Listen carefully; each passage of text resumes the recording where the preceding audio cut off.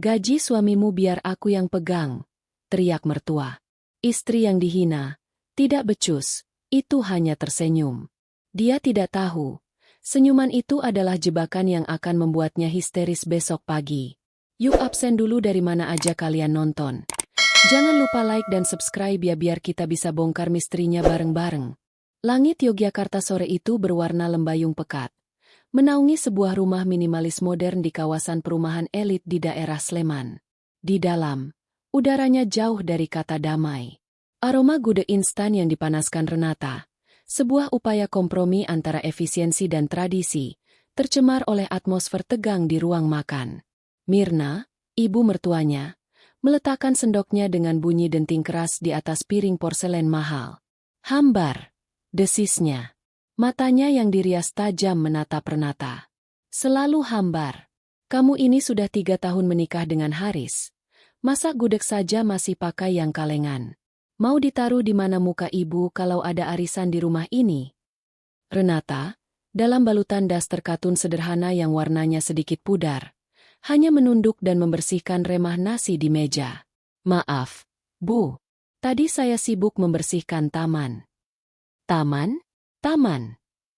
Mirna tertawa sinis. Suara yang melengking itu membuat telinga Renata berdenging. Haris itu kerja banting tulang di perusahaan properti besar. Pulang-pulang kamu suguhi makanan kaleng dan alasan sibuk ngurus taman? Kamu itu istri atau pembantu? Haris, suami Renata, berdeham. Pria berusia 32 tahun itu tampak lelah dalam kemeja kerjanya yang masih rapi. Bu, sudahlah. Renata mungkin capek. Capek? Capek apa dia di rumah seharian? Kamu itu terlalu memanjakan dia, Riz. Mirna memutar tubuhnya menghadap putranya, mengabaikan eksistensi Renata sepenuhnya. Lihat itu penampilan istrimu. Kusam. Tidak terawat. Ibu malu. Teman-teman ibu, menantunya sosialita, direktur, paling tidak influencer. Lah ini, cuma bisa ngurus taman. Renata diam. Dia hafal alur ini. Keluhan tentang masakan, berlanjut ke penampilan, lalu ke status sosial, dan akan berakhir pada satu hal, uang. Ibu sudah putuskan, kata Mirna, nadanya final. Ia menatap Haris, lalu melirik tajam ke arah Renata. Haris, kamu itu kepala rumah tangga tapi gaji MU dipegang istri yang tidak becus begini. Lihat, rumah jadi tidak terurus. Makanan tidak bergizi. Penampilan istri memalukan. Mirna menarik napas, bersiap untuk pukulan telak. Istri tidak becus. Mulai bulan depan, gaji suamimu biar aku saja yang pegang. Keheningan total memenuhi ruangan. Haris tampak terkejut, tapi tidak membantah. Dia hanya menatap ibunya dengan tatapan serba salah. Bu, tapi kan. Haris mencoba mencari kata-kata. Tapi apa? Ibu lebih pengalaman. Ibu bisa atur uangmu, sisihkan untuk investasi, belikan barang-barang yang pantas untuk status keluarga kita. Selama ini dipegang dia. Mirna menunjuk Renata dengan dagunya. Jadi apa? Jadi tanaman layu di taman itu. Renata akhirnya mengangkat wajahnya. Tidak ada air mata. Tidak ada kemarahan yang terlihat. Dia hanya menatap Mirna dengan ekspresi yang sulit dibaca. Lalu, sebuah senyuman yang sangat tipis, nyaris tak terlihat, tersungging di bibirnya. Silakan, Bu, ucap Renata pelan. Jika itu bisa membuat Ibu dan Mas Haris lebih tenang, silakan dipegang. Mirna tertegun sejenak, tidak menyangka akan menang semudah ini. Dia mendengus, merasa menang. Bagus. Akhirnya kamu sadar posisi. Haris menghela napas lega, seolah masalah terbesar dalam hidupnya baru saja selesai. Nah, kan enak kalau damai begini. Ya sudah, Bu, habiskan makannya. Besok aku urus surat kuasanya di bank. Renata kembali menunduk, melanjutkan membersihkan meja. Tak seorang pun di meja itu, tidak Haris, tidak pula Mirna, menyadari bahwa senyum tipis di wajah Renata bukanlah senyum kekalahan. Itu adalah senyum konfirmasi. Malam itu, setelah Haris dan Mirna, yang memutuskan menginap, tertidur lelap, Renata bangkit dari ranjangnya. Dia bergerak tanpa suara. Di mata Haris dan mertuanya, dia adalah perempuan kikuk yang sering menyenggol barang. Tapi dalam kesunyian malam, gerakannya presisi dan terukur. Dia tidak pergi ke dapur atau kamar mandi. Dia keluar rumah, melintasi taman belakang yang rapi, taman yang selalu dihina Mirna. Di sudut paling jauh, menempel pada tembok batas properti, berdiri sebuah bangunan kecil yang tampak seperti gudang. Bagi Haris dan Mirna, itu adalah tempat Renata menyimpan pupuk, pot-pot bekas, dan peralatan berkebun yang tak terpakai. Haris pernah mencoba membukanya sekali karena ingin mencari palu, namun terkunci. Renata hanya berkata kuncinya hilang, dan Haris, yang pada dasarnya tidak peduli, mengabaikannya. Renata berdiri di depan pintu kayu sederhana itu. Tangannya terulur, bukan ke lubang kunci, tapi ke panel kecil yang tersembunyi di bawah kusen jendela. Dia menempelkan ibu jarinya. Klik pelan, sebuah pemindai biometrik bersinar hijau, diikuti suara bip nyaris tak terdengar dari kunci magnetik yang terbuka. Jika Mirna melihat bagian dalam gudang ini, dia akan pingsan. Ruangan itu kedap suara. Suhunya diatur presisi di angka 20 derajat Celcius. Tidak ada pot atau pupuk. Yang ada adalah 3 rak server yang berkedip-kedip lampu biru, berdengung pelan. Di tengah ruangan, sebuah meja komando berbentuk L, menampung 4 monitor 4K, sebuah keyboard mekanis custom, dan sebuah tablet gambar forensik. Disinilah identitas Renata, sang istri kusam, luntur. Dia duduk di kursi ergonomis. Jari jemarinya yang tadi gemetar memegang piring makan, kini menari di atas keyboard dengan kecepatan yang menakutkan. Dia membuka beberapa terminal, memeriksa enkripsi jaringannya. Di dunia maya, di dark web, dan di ruang-ruang rapat dewan direksi yang panik, dia tidak dikenal sebagai Renata. Dia dikenal sebagai Naluri, seorang auditor forensik siber independen, salah satu yang terbaik di Asia Tenggara. Naluri adalah hantu. Dia mengendus jejak uang digital yang mustahil dilacak. Dia membongkar skema pencucian uang, penggelapan dana perusahaan, dan manipulasi pasar saham. Kliennya membayarnya jutaan dolar, bukan ke rekening bank, tapi ke berbagai cold wallet mata uang kripto yang tersebar di belasan yurisdiksi. Renata, sang istri, tidak becus, memiliki kekayaan bersih yang jika diungkapkan, akan membuat Mirna terkena serangan jantung di tempat. Rumah di Sleman ini, mobil yang dikendarai Haris, bahkan beberapa barang branded yang Mirna pakai, yang Mirna kira dibelikan Haris, semuanya dibeli lunas oleh Renata sebelum dia menikah, sebagai bagian dari upayanya, pensiun, dan hidup normal. Dia sengaja menikahi Haris, pria yang tampak aman dan standar, karena lelah diburu. Dia ingin hidup tenang. Tapi ironisnya, dia malah menemukan kebusukan yang lebih pekat tepat di bawah hidungnya. Malam ini, dia tidak sedang melacak kartel. Dia sedang memeriksa sistem perbankan Haris. Dia sudah meretasnya sejak 6 bulan lalu. Dia melihat log transaksi. Gaji Haris memang besar, tapi pengeluaran Mirna jauh lebih besar. Ada ketidaksesuaian. Gaji apa yang sebenarnya kalian bicarakan? Gumam Renata ke arah monitor yang menyala. Matanya menyipit. Nalian pikir aku bodoh. 2 hari berlalu sejak insiden ruang makan. Renata memainkan perannya dengan sempurna. Dia memasak makanan hambar, membiarkan Mirna mengkritik cara dia menyetrika kemeja Haris, dan mengangguk patuh ketika Haris menjelaskan bahwa, demi kedamaian, dia telah mengatur autodebit gajinya ke rekening Mirna mulai bulan depan. Ini cuma formalitas, Ren, kata Haris, canggung. Nanti kalau kamu butuh apa-apa, tinggal bilang ibu.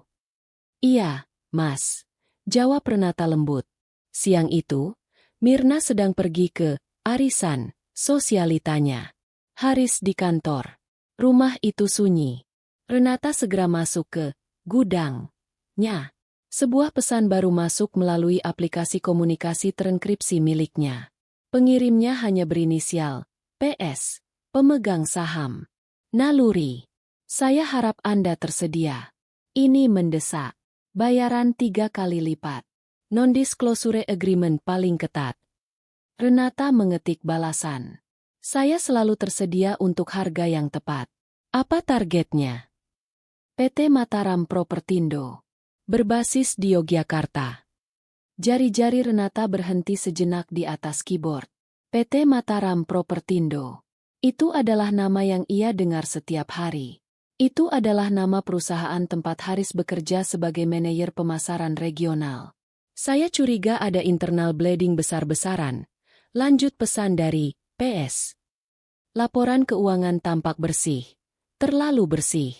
Tapi arus kas untuk akuisisi lahan tidak masuk akal.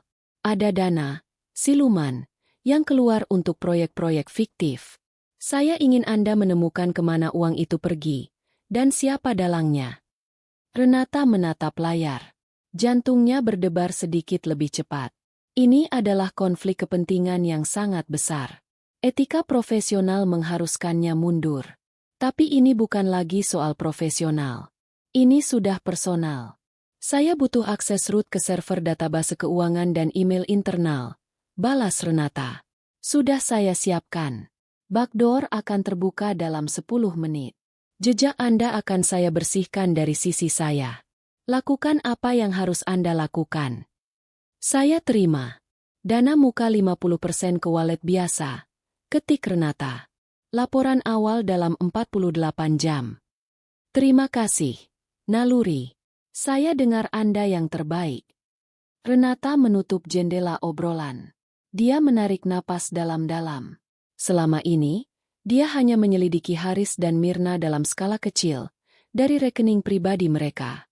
Sekarang, seseorang baru saja membayarnya mahal untuk membongkar seluruh sarang dari dalam. Mari kita lihat, gumam Renata. Matanya berkilat dingin. Seberapa dalam lubang kelinci yang kalian gali, Mas Haris? Selama 36 jam berikutnya, Renata hampir tidak tidur. Dia hanya keluar dari gudang untuk menyiapkan sarapan dan makan malam seadanya, yang tentu saja dikeluhkan Mirna, lalu kembali tenggelam dalam lautan data.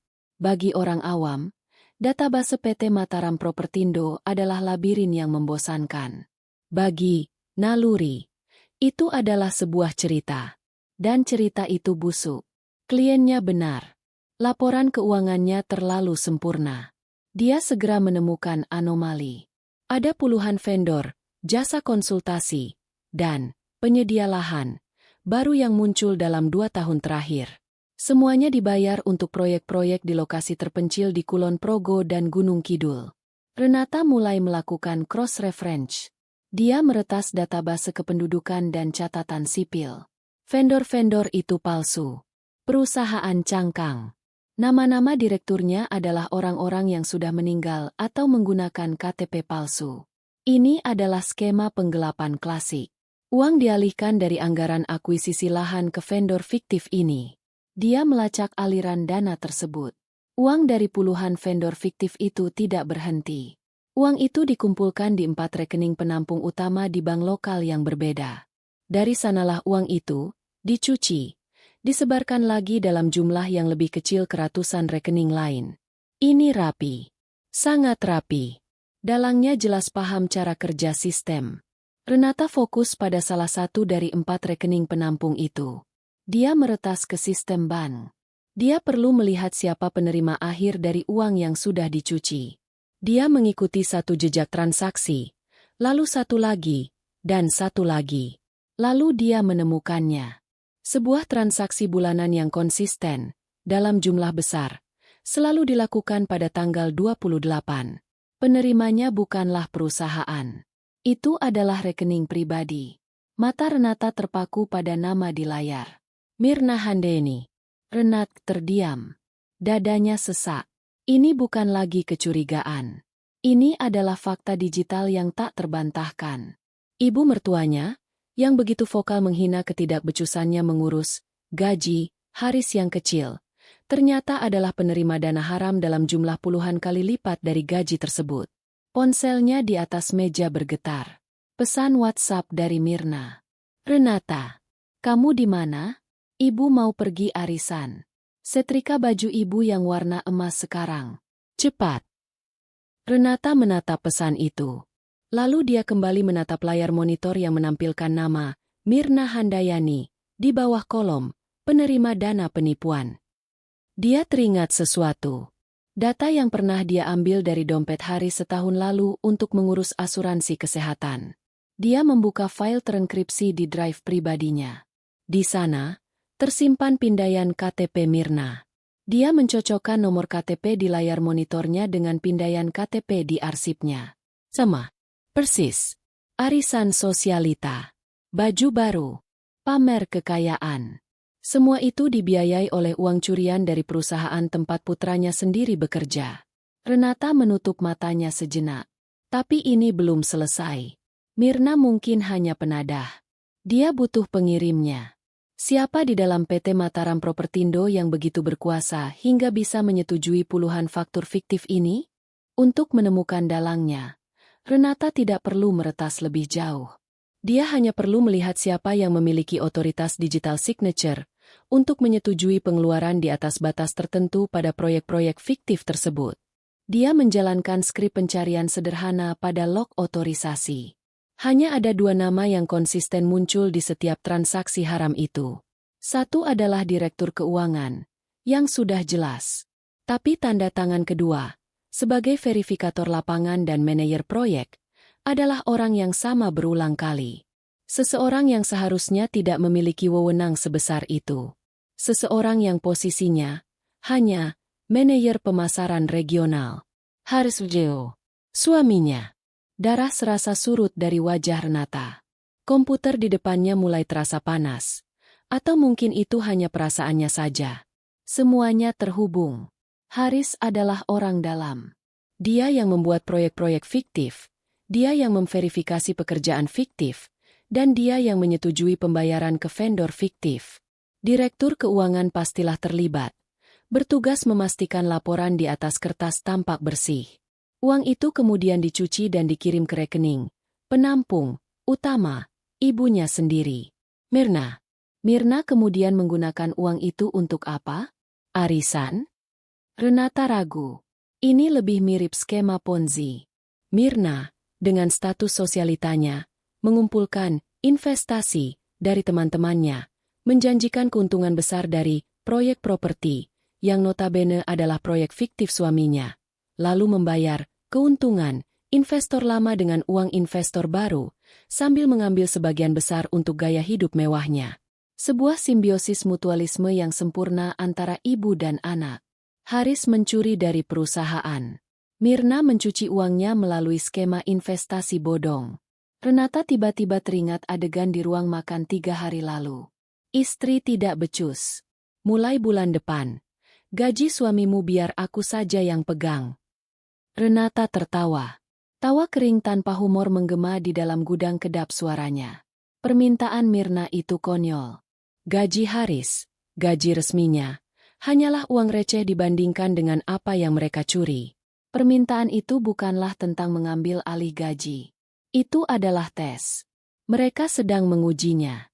Mereka sedang memastikan apakah dia benar-benar istri bodoh dan penurut yang mereka kira. Apakah dia terlalu sibuk dengan tamannya untuk menyadari apapun. Dengan menyerahkan gaji Haris begitu saja, dia baru saja mengkonfirmasi di mata mereka bahwa dia adalah pion yang aman dan tidak berbahaya. Mereka salah.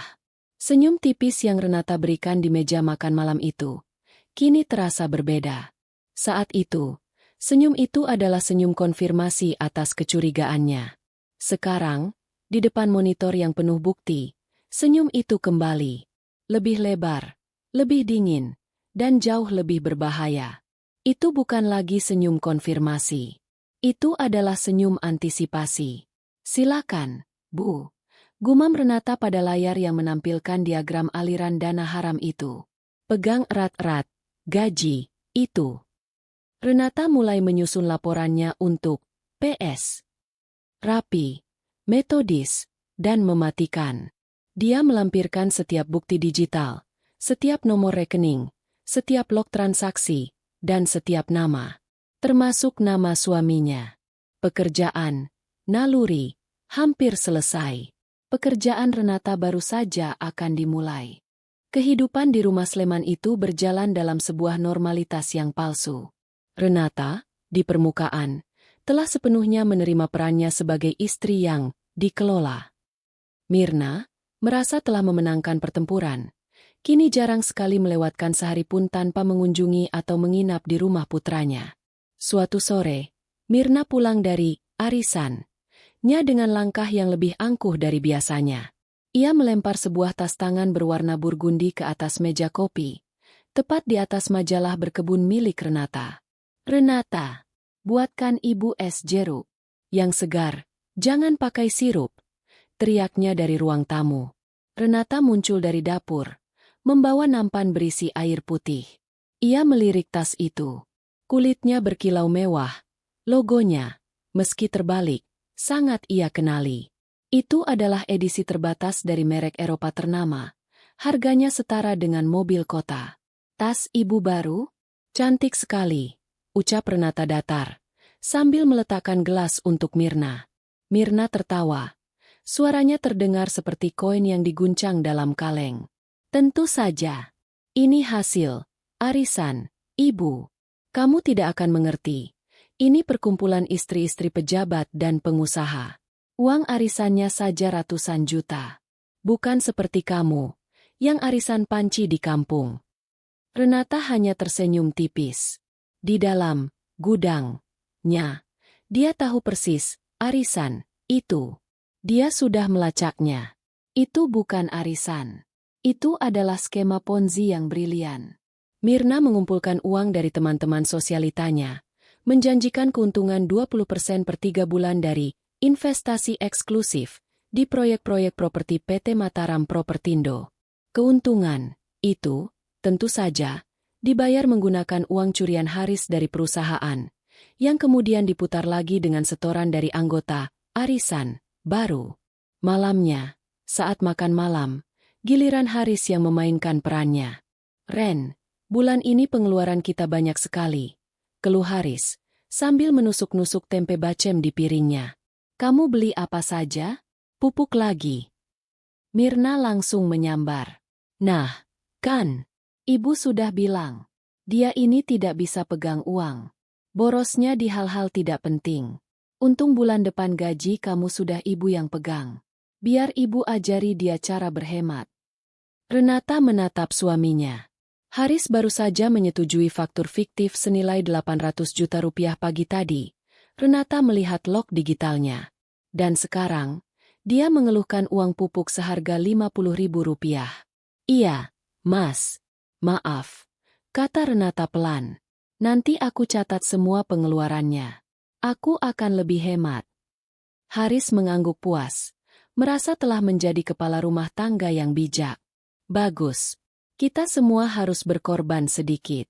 Ini untuk investasi masa tua kita juga." Renata menunduk untuk menyembunyikan matanya yang berkilat. Investasi masa tua, pikirnya. Atau dana pelarian? Renata membutuhkan konfirmasi. Dia tahu Haris dan Mirna adalah pemainnya. Dia tahu direktur keuangan, seorang pria bernama Pak Oki, adalah kaki tangannya. Tapi dia perlu melihat bagaimana mereka bereaksi terhadap tekanan. Sebagai naluri, dia tidak bisa menyerang secara langsung. Itu akan meninggalkan jejak. Tapi dia bisa menciptakan hantu. Dari dalam gudangnya, Renata merancang sebuah jebakan yang elegan. Dia tidak meretas sistem PT Mataram Propertindo lagi. Dia sudah mendapatkan semua yang dia butuhkan.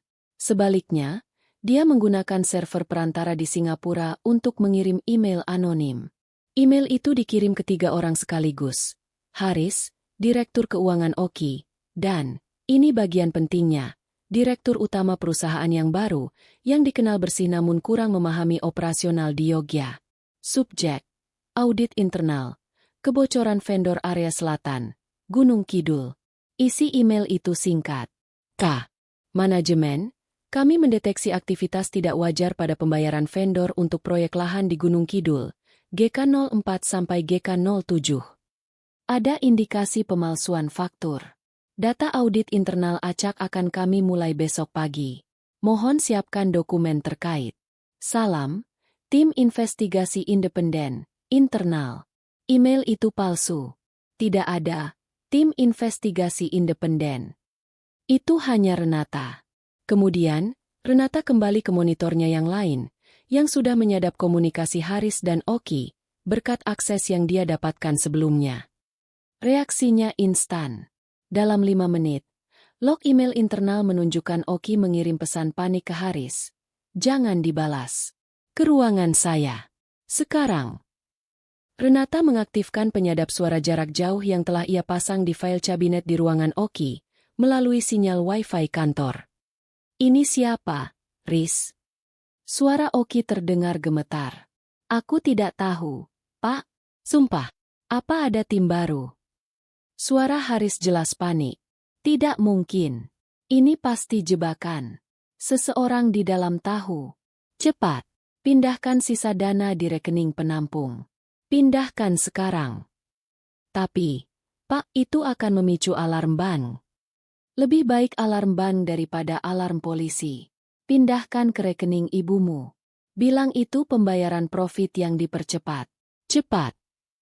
Di dalam gudangnya, Renata tersenyum. Kena kau. Dia segera melacak. Benar saja, beberapa menit kemudian, sebuah transaksi besar. Sisa dana haram terakhir di rekening penampung perusahaan, ditransfer terburu-buru. Tujuannya, rekening pribadi Mirna Handayani.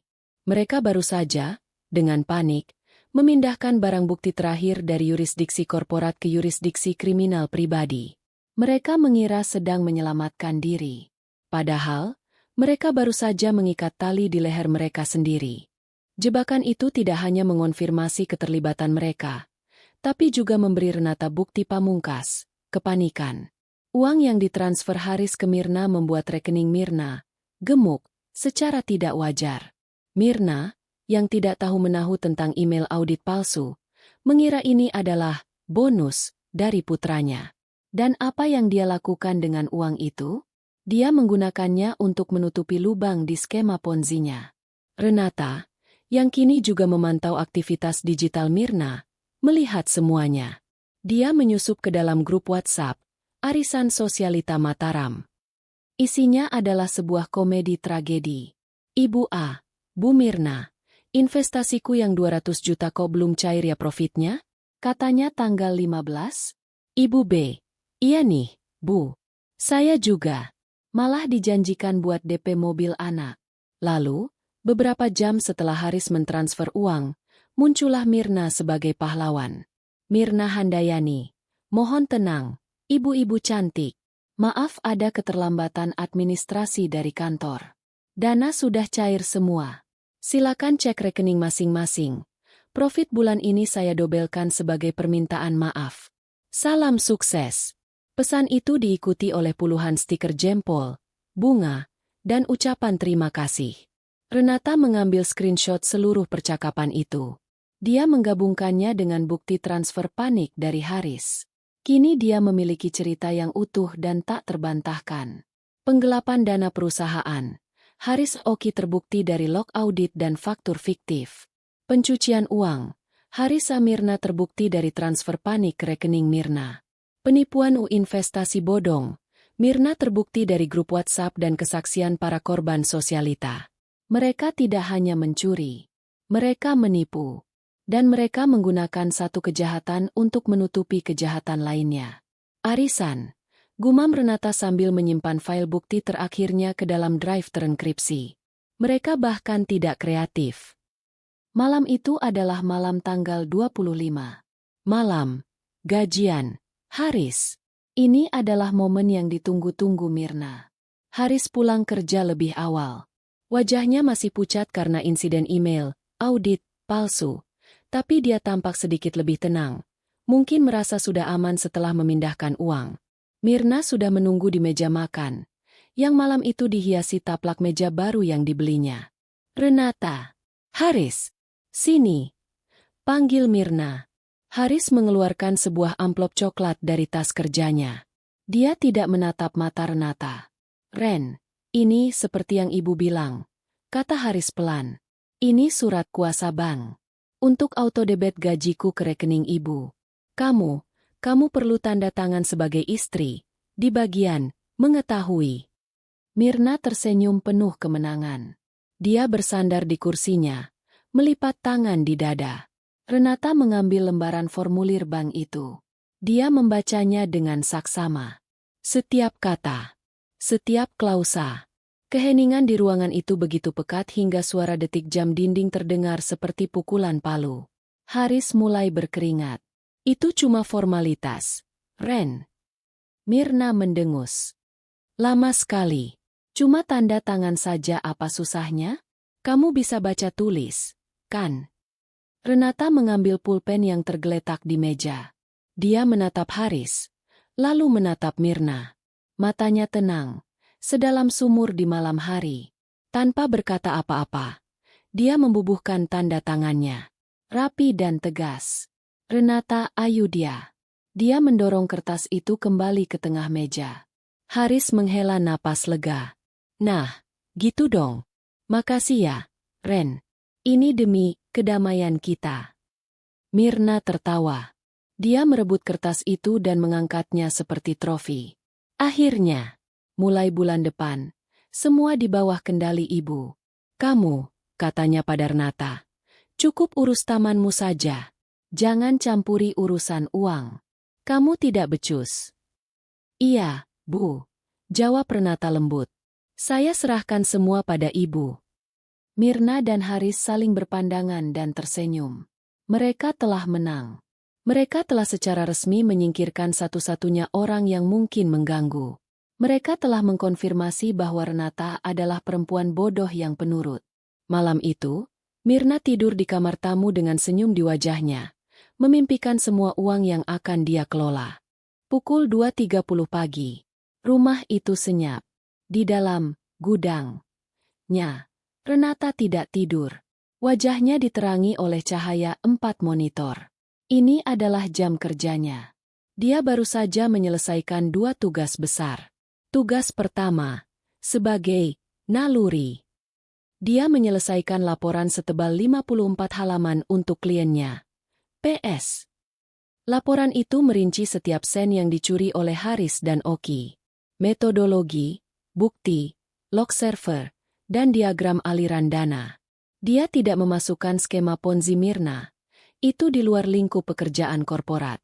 Dia mengunggah laporan terenkripsi itu ke server kliennya. Dalam hitungan detik, wallet kriptonya menerima pembayaran final yang jumlahnya fantastis. Pekerjaan, naluri, selesai. Tugas kedua, sebagai Renata. Ini adalah pekerjaan pribadinya. Dia menyusun 3 paket data terpisah. Paket 1, ditujukan ke OJK, Otoritas Jasa Keuangan, dan Satgas Waspada Investasi. Isinya, bukti lengkap skema Ponzi, Arisan Sosialita Mataram, lengkap dengan screenshot grup WhatsApp, daftar korban, dan bukti transfer dari Mirna yang menjanjikan profit ganda. Dia mengirimnya dari alamat email anonim yang dibuat khusus untuk ini. Paket 2, ditujukan ke Divisi Kejahatan Siber dan Fismondev, Fiskal, Moneter, dan Devisa, Polda DIY. Isinya, bukti pencucian uang, aliran dana dari Haris ke Mirna, terutama transfer panik setelah email, audit, palsu. Ini adalah bukti niat jahat, mens rea, yang jelas. Paket 3, ditujukan ke kliennya, PS, sebagai lampiran tambahan di luar kontrak. PS, terima kasih atas kepercayaan Anda. Laporan utama sudah terkirim. Sebagai bonus, saya lampirkan temuan di luar lingkup. Aktor internal, Haris, bekerja sama dengan pihak eksternal, Mirna, untuk menjalankan skema Ponzi menggunakan dana curian.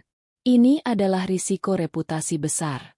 Saya sarankan Anda bertindak cepat sebelum media mengungkapnya. Naluri. Dia menekan tombol, kirim, pada ketiga paket itu. Dia bersandar di kursinya.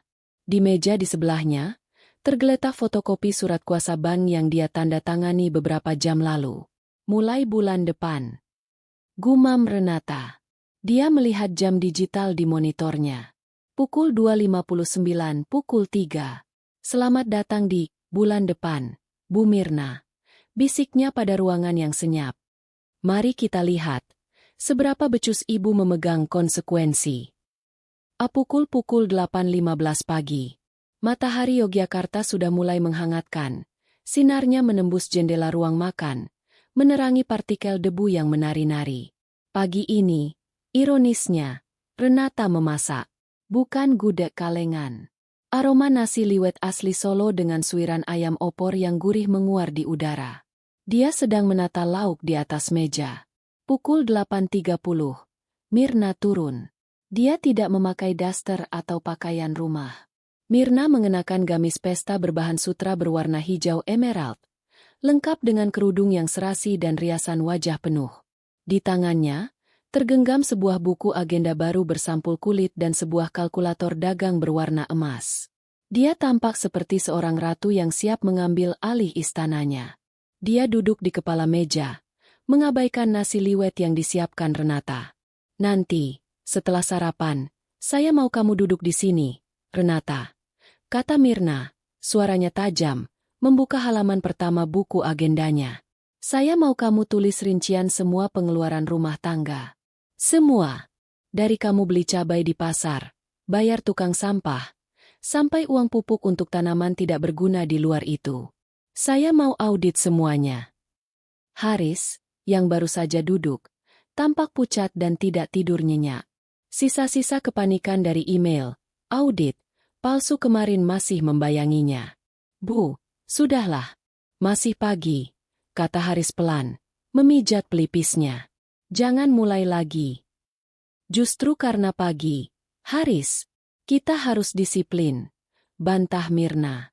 Ibumu ini sedang menyelamatkan keuanganmu dari istri boros yang tidak becus ini. Mulai hari ini, setiap rupiah di rumah ini harus atas persetujuan ibu, termasuk gaji kamu. Jam 10 nanti ibu mau ke bank, memastikan autodebit yang kamu tanda tangani kemarin sudah aktif. Renata meletakkan teko teh panas di meja. Silakan, Bu. Nanti saya siapkan catatannya. Jawabnya dengan ketenangan yang memuakan. Bel rumah berbunyi. Mirna mendengus kesal. Siapa sih? Pagi-pagi begini? Tamu tidak diundang. Renata, urus. Kalau itu sales, usir saja. Renata berjalan ke pintu depan. Langkahnya ringan dan mantap. Dia membukanya. Di luar, berdiri 3 orang, 2 pria dan 1 wanita, mengenakan kemeja batik seragam berwarna biru tua. Mereka tampak serius dan membawa map kulit. Renata tersenyum sopan. Cari siapa, ya? Selamat pagi. Apa benar ini kediaman Bapak Haris Wijayanto dan Ibu Mirna Handayani? Tanya pria yang di tengah. Benar. Silakan masuk. Ibu mertua saya ada di ruang makan, kata Renata, membuka pintu lebar-lebar. Dia kembali ke ruang makan, diikuti oleh ketiga tamu itu. Bu, ada tamu, kata Renata. Katanya mencari ibu dan Mas Haris. Mirna menatap mereka dengan angkuh, kesal karena ritual, audit, paginya terganggu. Ada apa ini? Saya sibuk. Pria yang di tengah maju selangkah.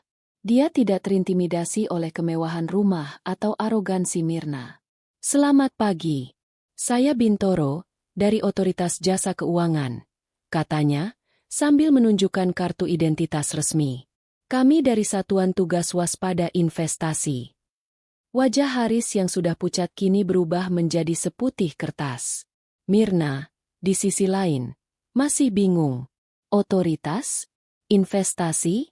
OJK? Ulang Mirna. Oh, mau menawarkan produk investasi baru? Maaf, saya sudah punya banyak. Perkumpulan saya eksklusif. Bintoro menggeleng pelan. Kami di sini bukan untuk menawarkan, Bu. Kami di sini untuk meminta keterangan.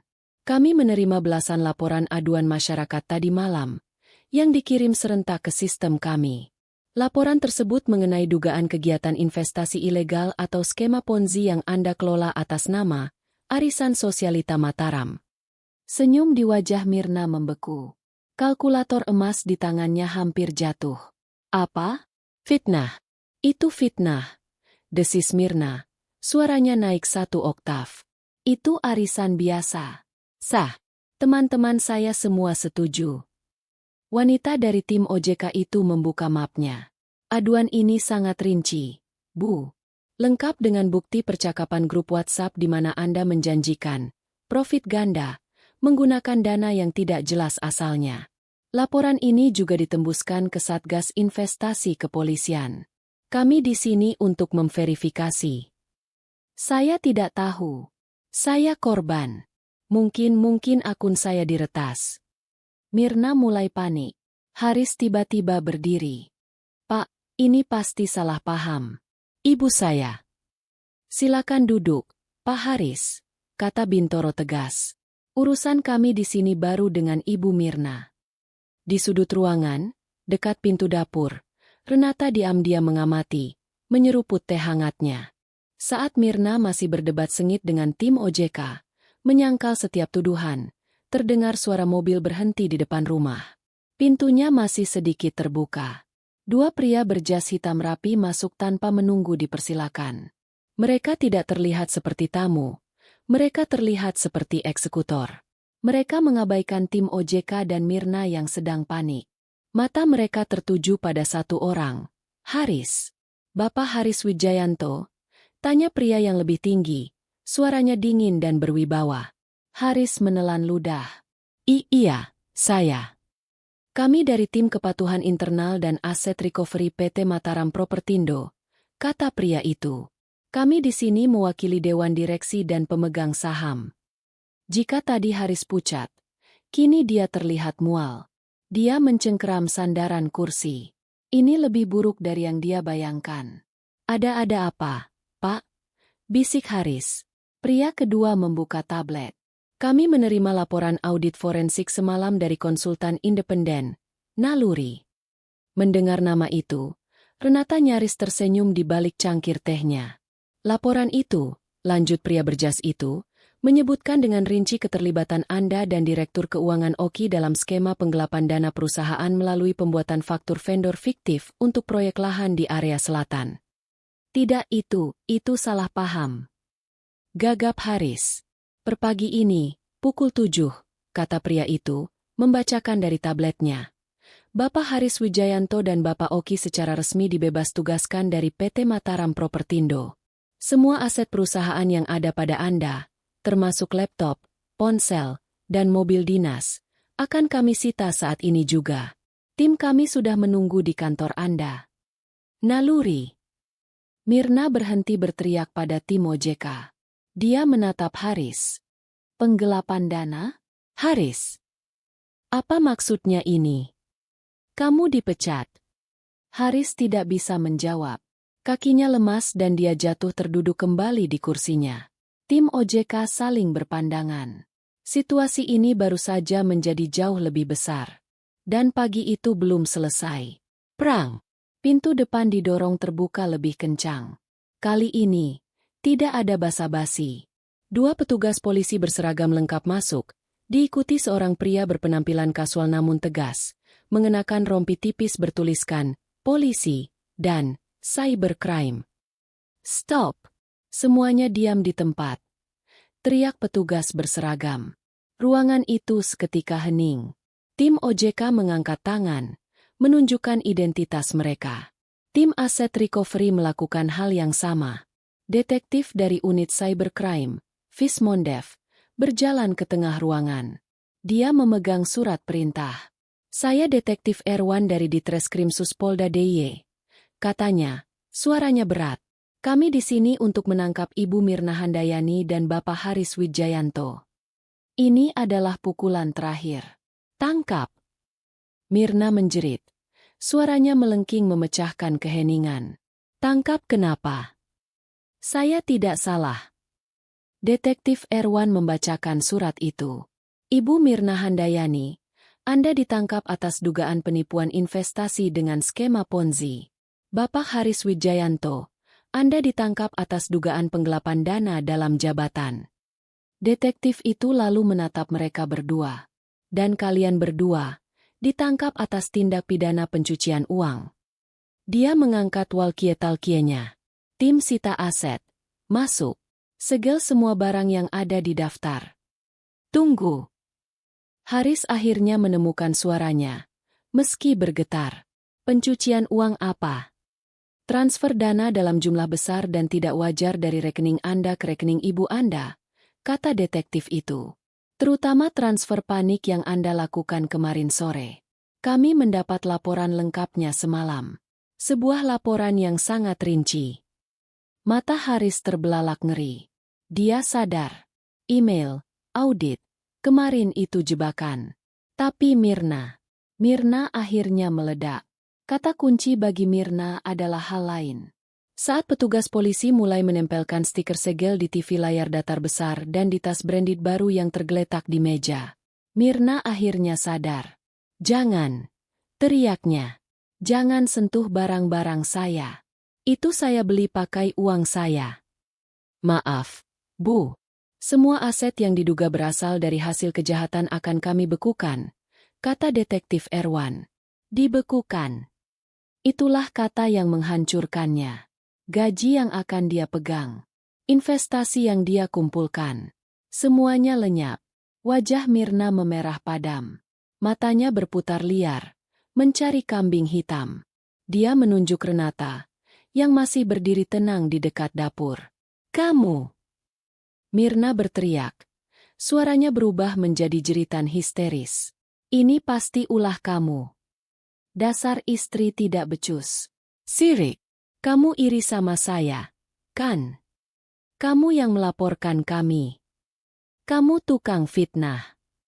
Mirna menerjang maju, kuku-kuku jarinya yang dicat merah teracung ke arah wajah Renata. Kamu racuni anakku. Kamu hancurkan keluarga ini. Mati kamu. Sebelum dia bisa mencapai Renata, dua petugas berseragam menahan lengannya. Lepaskan. Lepaskan saya. Mirna meronta-ronta. Gamis sutranya kini kusut. Haris. Bilang sesuatu. Nak, lawan mereka. Haris. Haris tidak bergerak. Dia hanya menatap lantai. Bahunya terguncang oleh isak tangis yang tertahan. Dia tahu dia sudah selesai. Kekacauan itu berlangsung 10 menit. Rumah yang tadinya rapi kini berantakan. Mirna digiring keluar sambil terus berteriak dan mengutuk. Haris digiring keluar seperti mayat hidup. Tangannya sudah diborgol di depan. Tim OJK, tim aset recovery, dan polisi saling berkoordinasi di ruang tamu, membahas penyitaan dan yurisdiksi. Renata berjalan tenang kembali ke meja makan. Nasi liwetnya sudah dingin. Saat Haris digiring melewatinya, dia berhenti sejenak. Dia menatap istrinya, istri yang dia anggap bodoh, kusam, dan penurut selama 3 tahun. Matanya penuh pertanyaan, ketakutan, dan penyesalan yang terlambat. Renata. Bisiknya, suaranya parau. Kamu? Renata hanya menatapnya. Matanya sedingin es di musim salju. Aku sudah siapkan sarapan, Mas. Sayang sekali kamu tidak bisa memakannya. Mirna, yang melihat interaksi itu dari pintu depan, kembali berteriak. Jangan bicara sama pelacur itu. Haris. Dia iblis. Dia yang menjebak kita. Renata menghela napas. Dia teringat sesuatu. Dia berjalan ke meja, mengambil 2 benda yang tergeletak di samping kalkulator emas Mirna. Yang pertama adalah buku agenda kosong. Yang kedua adalah lembar formulir bank asli yang telah dia tanda tangani semalam. Surat kuasa auto debit gaji. Dia berjalan ke pintu depan, tempat Mirna sedang meronta untuk terakhir kalinya. Petugas polisi menahannya. Tunggu, kata Renata pelan. Para petugas berhenti. Renata berdiri di depan ibu mertuanya. Wajah Mirna basah oleh air mata dan riasannya yang luntur. Ini, Bu. Ketinggalan, kata Renata. Suaranya tetap lembut. Dia menyerahkan buku agenda dan formulir bank itu ke tangan Mirna yang gemetar. Mirna menatap kertas itu. Kertas yang menjadi simbol kemenangannya semalam. Gajinya. Bisik Mirna. Tidak mengerti. Iya, kata Renata. Silakan dipegang, Bu. Bukankah ini yang Ibu inginkan? Mengatur keuangan keluarga? Sekarang ibu bisa pegang ini erat-erat. Ibu bisa bawa buku agenda ini ke dalam sel. Ibu bisa mulai mengaudit sisa hidup ibu. Wajah Mirna berubah dari merah padam menjadi abu-abu. Dia menatap kertas itu, lalu ke wajah Renata yang tersenyum tipis. Itu adalah senyum yang sama persis seperti di meja makan beberapa hari yang lalu. Senyum, istri tidak becus. Mirna akhirnya mengerti. Dia tidak berteriak lagi. Dia hanya mengeluarkan satu suara, rintihan panjang penuh kekalahan yang terdengar seperti binatang yang terluka, sebelum akhirnya terkulai lemas dan diseret masuk ke mobil polisi. Renata menutup pintu. Dia bersandar sejenak, mendengarkan suara sirene yang perlahan menjauh. Rumah itu akhirnya sunyi. 24 jam setelah penangkapan itu, Haris Wijayanto duduk di sebuah ruangan kecil yang dingin di Mapolda DIY. Wajahnya sembab. Kemeja kerjanya yang masih ia kenakan kini lecek dan berbau asam keringat.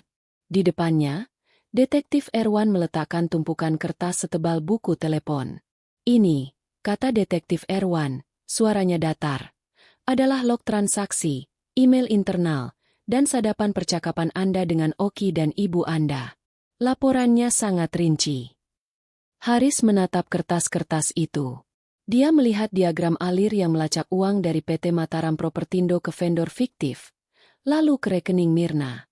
Dia melihat transkrip kepanikan yang dia lakukan dengan Oki. Tidak ada celah.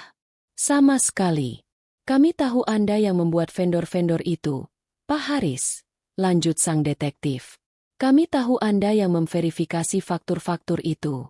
Kami tahu Anda yang mentransfer uang ke ibu Anda. Yang kami tidak tahu, kenapa? Haris akhirnya hancur. Isak tangis yang tertahan di rumah kemarin kini meledak. Itu ibu saya, lirihnya, di antara isak tangis. Ibu, dia bilang saya harus berbakti. Dia bilang saya harus membahagiakannya. Gaya hidupnya, arisannya, dia terus menuntut. Dia bilang saya punya posisi. Kenapa tidak dimanfaatkan? Dia menutupi wajahnya. Awalnya kecil, Pak, hanya uang bensin dari vendor. Lalu Oki tahu. Dia tidak menghentikan saya. Dia malah mengajari saya cara yang lebih rapi. Dia yang ambil bagian paling besar. Saya hanya. Anda hanya mengikuti. Potong Detektif Erwan, tidak terkesan. Dan skema Ponzi ibu Anda tahu itu ilegal. Saya tidak tahu detailnya. Bantah Haris, terlalu cepat. Ibu bilang itu investasi. Saya hanya memastikan dia punya modal. Detektif Erwan bersandar. Modal dari uang curian. Pak Haris, Anda menjerumuskan belasan orang lain, selain perusahaan Anda sendiri. Haris terdiam. Lalu dia mengangkat kepalanya. Matanya merah. Ada satu hal yang masih mengganjal di benaknya. Lebih besar dari ketakutannya pada penjara. Istri saya, Renata. Bisiknya. Dia tahu? Apa dia yang melapor? Detektif Erwan menatapnya sejenak. Laporan yang kami terima berasal dari berbagai sumber. Internal perusahaan Anda, dan laporan terpisah ke OJK. Kenapa Anda bertanya soal istri Anda? Di semua berkas ini, namanya tidak pernah muncul. Dia bersih. Haris terduduk lemas. Bersih. Tentu saja dia bersih.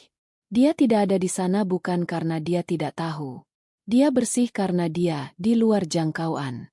Bayangan Renata yang tenang menyeruput teh di tengah kekacauan. Bayangan senyumnya saat menandatangani surat kuasa bank, semua itu menghantam Haris. Dia tahu. Gumam Haris pada dirinya sendiri. Selama ini, dia tahu. Dan untuk pertama kalinya, Haris menyadari bahwa dari semua orang di ruangan itu, polisi, Oki, ibunya, orang yang paling harus dia takuti adalah istrinya yang tidak becus. Keesokan harinya, rumah di Sleman itu kembali kedatangan tamu. Kali ini adalah tim aset recovery dari PT Mataram Propertindo yang kemarin hadir, dipimpin oleh pria berjas yang sama. Mereka datang dengan tim penilai.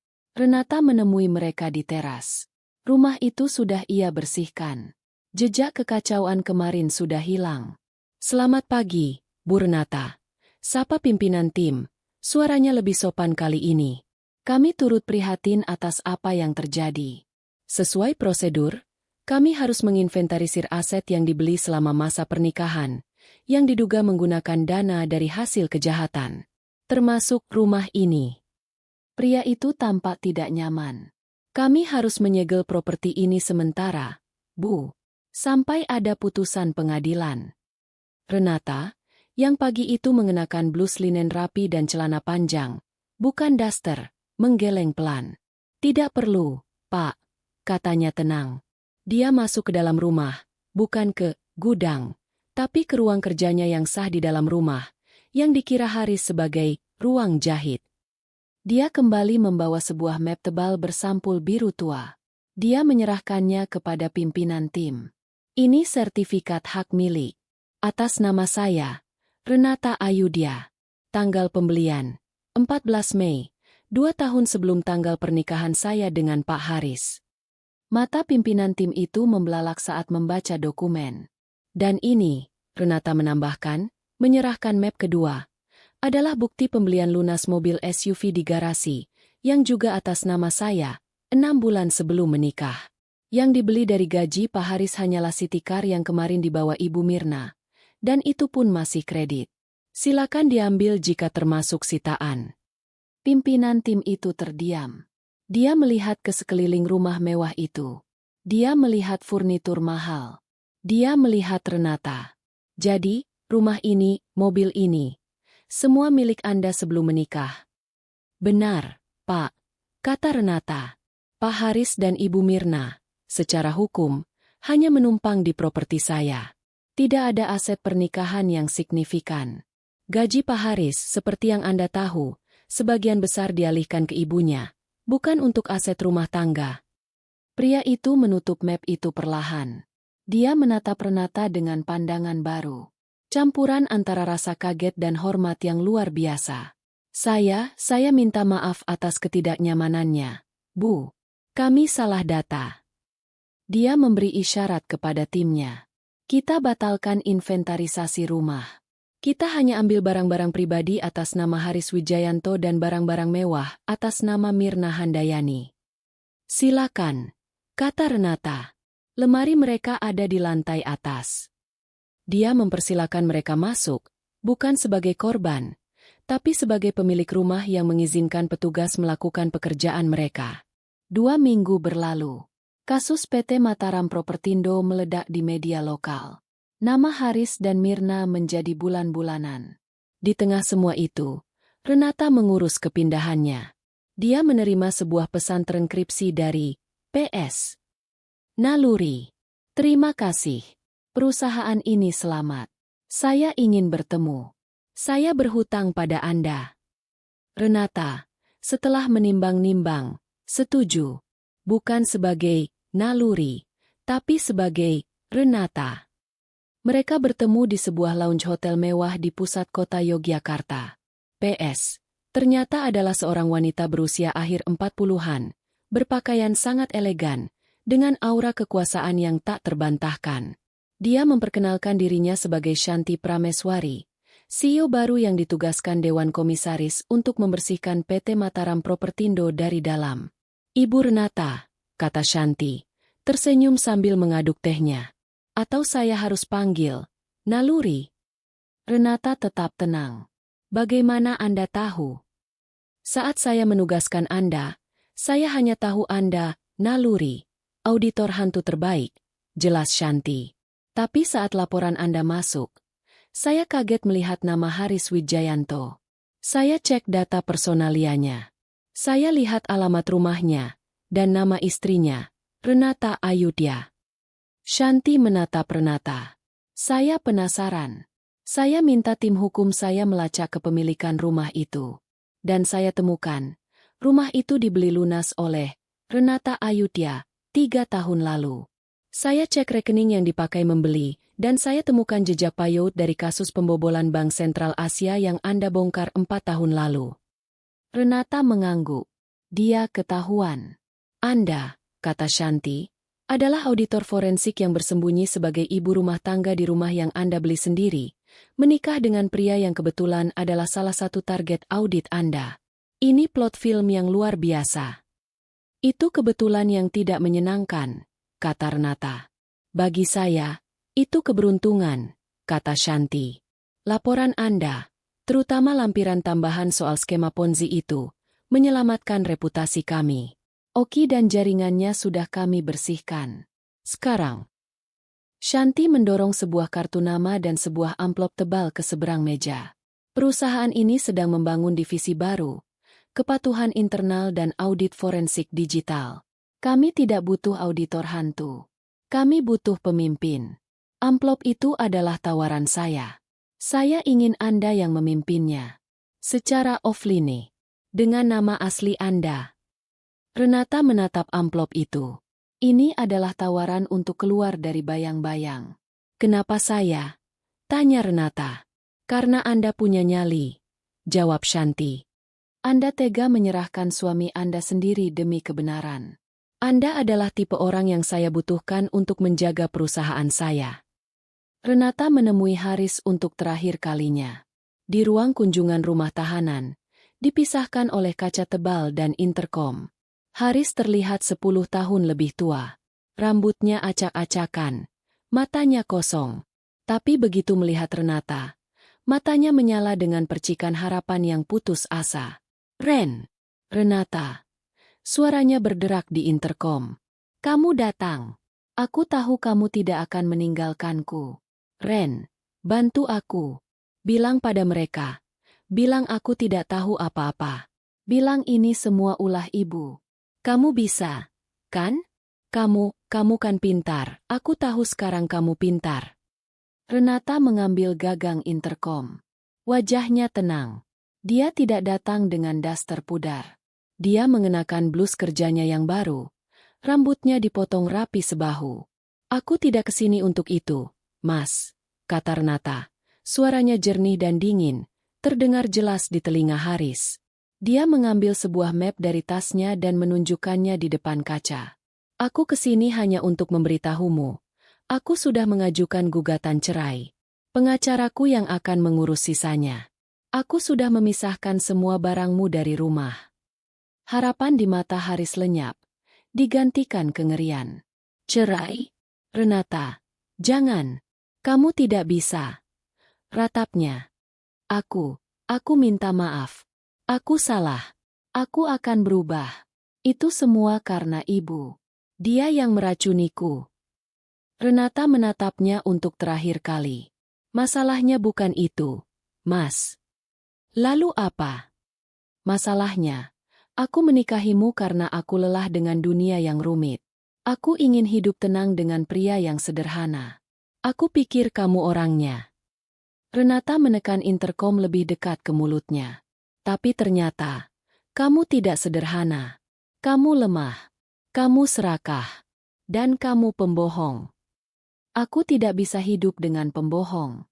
Dulu, kukira kamu hanya pembohong kecil yang takut pada ibumu.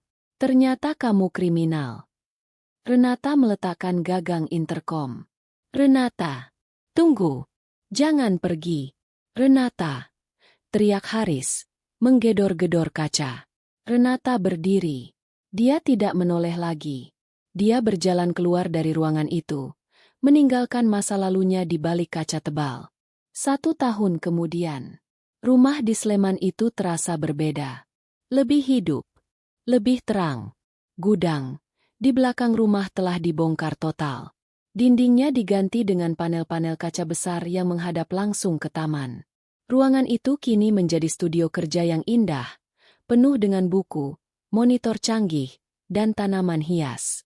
Renata Ayudya, kini dikenal sebagai Kepala Divisi Kepatuhan dan Forensik PT Mataram Propertindo, sedang duduk di meja kerjanya. Dia tidak lagi bekerja dalam bayang-bayang.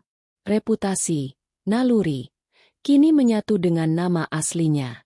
Di tabletnya, muncul notifikasi berita. Kasus skema Ponzi dan korupsi PT Mataram. Mirna Handayani divonis 15 tahun penjara, Haris Wijayanto 12 tahun. Renata membaca judul itu sekilas. lalu menutup jendela notifikasi. Itu adalah berita lama baginya. Dia bangkit dan membuat secangkir teh melati. Dia berjalan ke tamannya, taman yang dulu dihina Mirna. Kini taman itu rimbun, penuh dengan anggrek langka dan bunga Kamboja Jepang yang sedang mekar sempurna.